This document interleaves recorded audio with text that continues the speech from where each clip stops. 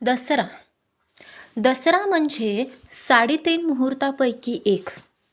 उद्या शनिवार 12 ऑक्टोबर 2024 रोजी दसरा साजरा केला जाईल. व्हिडिओ संपूर्ण पाहण्या अगोदर व्हिडिओला लाईक नक्कीच करा. व्हिडिओला जास्तीत जास्त लोकांपर्यंत शेअर करा, तुमच्या रिलेटिव्हपर्यंत शेअर करा आणि आमच्या चॅनलला सबस्क्राईब करायचं अजिबात विसरू नका. व्हिडिओ हा शेवटपर्यंत पहा. तुम्हाला त्यामध्ये दसऱ्याविषयी माहीत नसलेली माहिती तुम्हाला या व्हिडिओमधून मिळणार आहे. आला दसरा दिवाळी गाई म्हशी ओवाळी असे आपल्याकडे म्हटलेच जाते. तशा पद्धतीने गाई आणि म्हशींचे हे दसरा आणि दिवाळीला पूजनसुद्धा केले जाते. दसऱ्याला सोने खरेदी करण्याचा हा उत्तम योग आहे. दसऱ्या दिवशी जास्तीत जास्त लोक हे सोने खरेदी करत असतात, कारण 3.5 मुहूर्तापैकी तो एक मुहूर्त आपल्याला दसऱ्याचा हा सापडलेला असतो. या दिवशी जर तुम्ही सोने खरेदी केले तर त्यात वाढच होत जाते असे म्हटले जाते.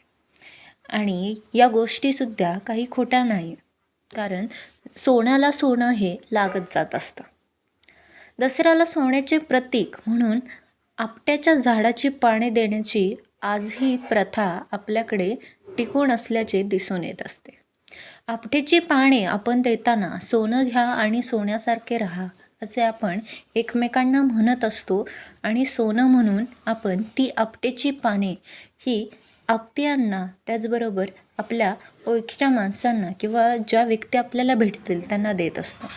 विजयादशमी म्हणजे दसऱ्याला आपट्याचीच पाने सोने म्हणून का वाटली जातात? आता याच्या मागचं नेमकं कारण काय आहे की जेणेकरून सोने म्हणून आपण आपट्याची पाने एकमेकांना देत असतो, एकमेकांना सोने घ्या आणि सोन्यासारखंच राहा असं म्हणत असतो. या सणाला म्हणजेच दसऱ्याला धन, ज्ञान आणि भक्तीची पूजा केली जाते. त्याचे प्रतीक म्हणून सोने म्हणजेच आपट्याची पाने, पाठ्यपुस्तके अर्थात सरस्वती देवीची आणि शास्त्रास्त्राचे पूजन करण्यात येते. धनसंपदा महालक्ष्मी, शक्ती महाकाली, ज्ञानसंपदा महासरस्वती या 3 शक्तीचे, या 3 देवतांचे स्मरण ह्या दसऱ्याला केलं जाते. म्हणजेच आपण घरामध्ये पहा की शस्त्र असतील किंवा किरसुणी असेल किंवा देवी सरस्वती असेल यांचं आपण पूजन करत असतो. हेच पूजनाचं महत्त्व ह्या दसऱ्याला ह्या देवींना प्राप्त झालेलं आहे, या शक्तींना प्राप्त झालेलं आहे. नवरात्रोत्सवात बसवलेल्या देवी मूर्ती आणि घटांची मिरवणूक काढून विसर्जन हे केले जाते. दसऱ्याला सोन्याचे प्रतीक म्हणून आपट्याच्या झाडाची पाने देण्याची प्रथा ही आपल्याला आजही दिसून येत असते.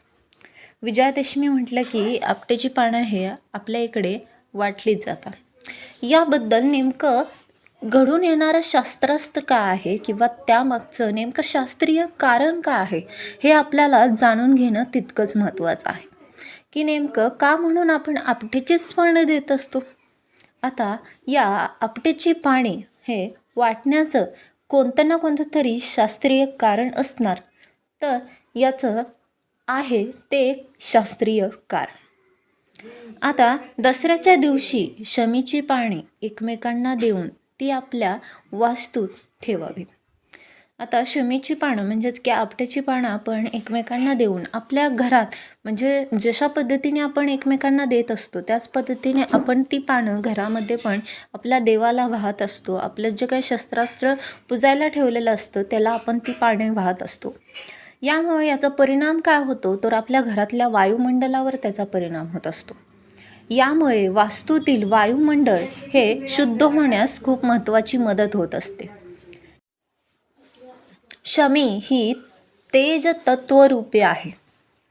आपट्याची पाने ही आप आणि तेज या कणांशी निगडीत असल्याने शमीकडून प्रक्षेपित झालेल्या लहरी या आपट्याच्या पानांकडून ग्रहण केल्या जाऊन या आपतत्वाच्या बळावर प्रवाही बनवल्या जातात व जेव्हा या आपट्याच्या पानांचे देवाणघेवाण होत असते त्यावेळी हे जे काय तेज तत्वरूप आहे त्या तेज तत्वरूपी कण हे आपट्याच्या पानातून जीवाच्या तळहाताकडे संक्रमित होत असतात म्हटल्यानंतर आपण जेव्हा त्याची देवाणघेवाण करत असतो त्यावेळेस त्याच्यातले जे काय तेज तत्वरूपी कण असतील तर ते आपल्यामध्ये पण संचारत असतात.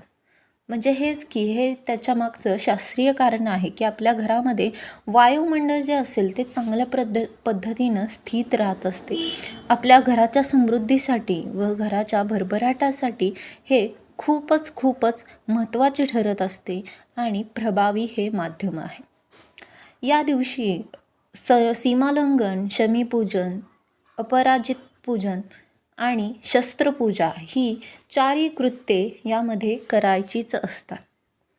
आता दसऱ्या दिवशी घरात दिवा लावण्याची पद्धत ही अनेक घरात पाळली जाते. आता आपण म्हणतो की दिवाळीला आपण दिवे लावत असतो बरोबर, घराच्या ह्यांना आकाशकंदील असेल त्याचबरोबर दिव्या आपण लावत असतो. पण दसऱ्याला पण दिवे लावले जातात का हे माहिती आहे का तुम्हाला? तर दसऱ्याला पण दिवे लावले जातातच. तर ही दिवे लावण्याची पद्धत ही अनेक घरात पाळली जाते आणि ती पाळलीच पाहिजे, आपली परंपरा आहे ती. शास्त्रातही दसऱ्याला दिवा लावण्याच्या नियमाबाबत सांगितलेलं आहे की बघा, आपण तर कशानुसार जात नाही, तर आपण शास्त्रानुसारच जात असतो. दसऱ्याच्या दिवशी कधी दिवा लावायचा आणि किती दिवे लावावे हे आपण आज जाणून घेणार आहोत, की जेणेकरून आपण आता दिवाळीत जेवढे दिवे लावू वाटेल तेवढे दिवे लावत असतो. पण आता दसऱ्याला नेमके कधी दिवे लावले पाहिजेत? दसरा तर आता दिवसभराचा असतो बरोबर, मग कधी दिवे लावावेत आणि किती दिवे लावले पाहिजेत बरं? तर पाहूयात की किती दिवे प्रज्वलित करावे. मग यामध्ये ज्योतिषशास्त्रानुसार दसऱ्याच्या दिवशी सर्व दिशांना दिवे लावावेत बरोबर, सर्व दिशांना दिवे लावायचे. ठीक आहे, त्यामुळे तुम्ही 10 दिवे लावू शकता. या दिव्यांमध्ये राईचे तेल वापरू शकता.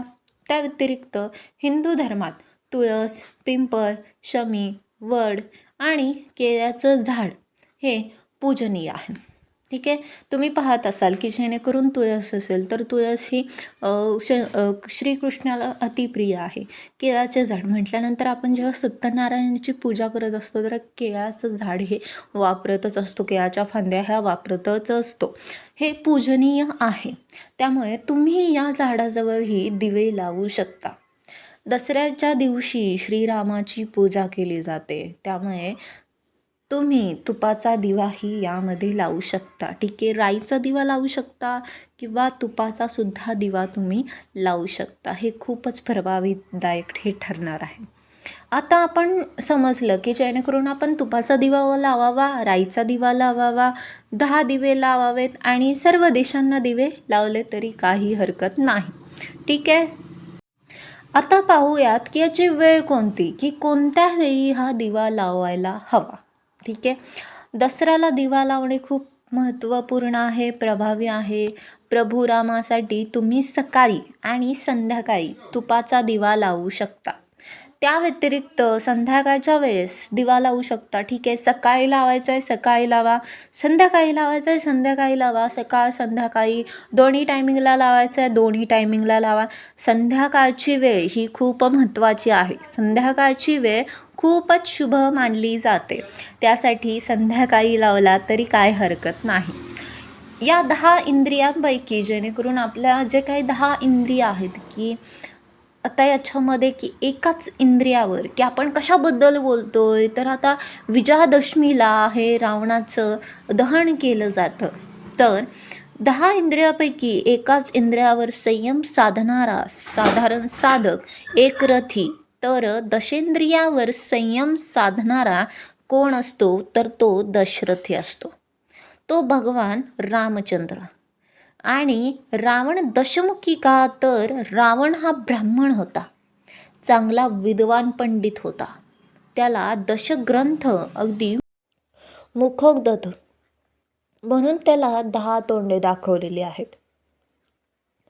परंतु आपल्या ज्ञानाचा माहितीचा त्याला अतिशय गर्व होता, अहंकार होता.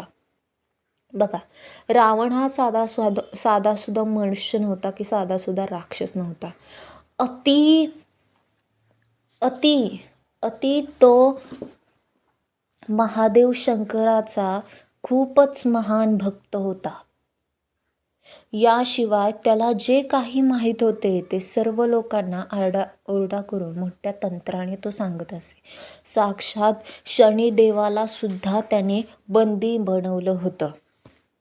असा हा रावण. रावणाचं आणि श्रीरामांचं युद्ध रामायणामध्ये 10 दिवस चाललं. 10वा दिवस हा विजयादशमीचा. साधना केल्यावर जे ज्ञान प्राप्त होते त्यामुळे साधकाला गर्व उत्पन्न होऊ शकतो. हा असुर रावण, त्याची अहंकारी वृत्ती जागी झाली.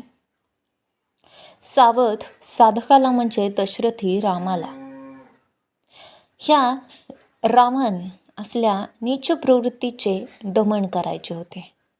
त्याशिवाय साधनापंथात तो विजयी होऊ शकत नाही.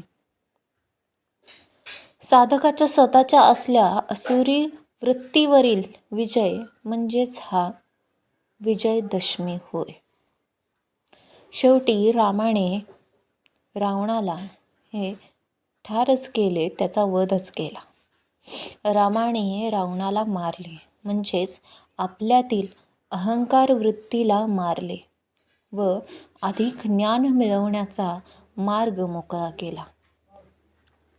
हेच महत्त्वाचं आहे. दरवर्षी श्रीरामांद्वारे आपण रावणाचं दहन करत असतो. पण हे महत्त्वाचं आपण कधी पाहिलंय का, की रावणाचं दहन करायचं नाही आपल्याला, तर आपल्यातल्या रावण म्हणजेच अहंकारी वृत्तीचं दहन करायचं आहे. ज्ञानी माणसांनी, साधकांनी आपल्या ज्ञानाचा अहंकार न धरता विनम्र व लीन असावं, हा रावणवधाचा आशय आहे. आपल्या अहंकारी वृत्तीला हे पूर्णपणे नष्ट करण्याचं एक साधन आहे आणि ते आपल्याला नष्ट करता आलं पाहिजे. आपल्याला स्वतःला ते ओळखता आलं पाहिजे. तर आपण दसऱ्याविषयी यामध्ये माहिती पाहिली. त्याचबरोबर आपट्याची पाने का महत्त्वाची आहेत, कोणत्या शस्त्रास्त्रांची पूजा केली जाते, यामध्ये आपण पाहिलं.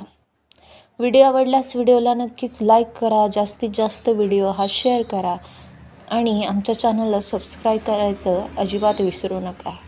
श्री स्वामी समर्थ. धन्यवाद.